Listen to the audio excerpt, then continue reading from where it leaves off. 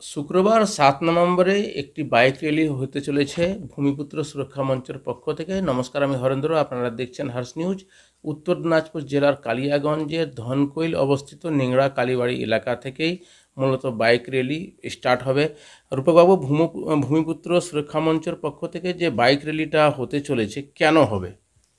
Bike র্যালিটা এই জন্যই হবে যে আমাদের যে ভারতবর্ষের যিনি সাহিত্য সম্রাট বঙ্কিমচন্দ্র চট্টোপাধ্যায়ের লেখা যে বন্দে মাতরম, যে আমাদের ভারতবর্ষের রাষ্ট্রীয় গীত, সেই রাষ্ট্রীয় গীতের ১৫০ বছর পূর্ণ হলো।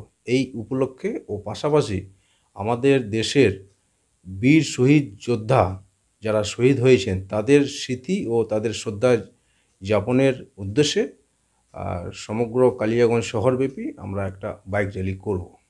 কি বার্তা থাকছে? এটা কি আগামী বিধানসভা কেন্দ্র করে, না কি বার্তা থাকছে এটা? না, বিধানসভা কোনো ভোটকে কেন্দ্র করে নয়। আমরা দেশভক্তি, আমরা ভারতবর্ষকে ভালোবাসি, আমাদের মাতৃভূমিকে ভালোবাসি। আমাদের মনে হয় যে ভূমিপুত্রদের এটা একটা নৈতিক কর্তব্যের মধ্যে পড়ে।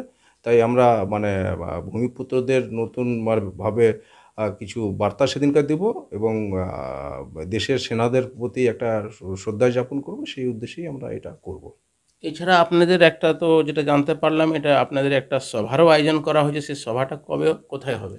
সেই সভাটা ওটা হবে আমাদের ভূমিপুত্র যে সংগঠন আছে, ওটা একটা আমাদের জেলা, সারা উত্তর দিনাজপুর জেলা জুড়ে একটা সম্মেলনের আমরা আয়োজন করেছি। সেটা ১৬ তারিখে হনুমান ভবনে। কটার থেকে শুরু হবে? সেটা ১২টা থেকে শুরু হওয়ার কথা। ১২টা থেকে আমাদের জমায়েতটা হয়ে গেলে আমরা ১২টা, ১২:১২, ১২:৩০। বিশেষ কোনো চমক থাকবে? অবশ্যই চমক থাকবে।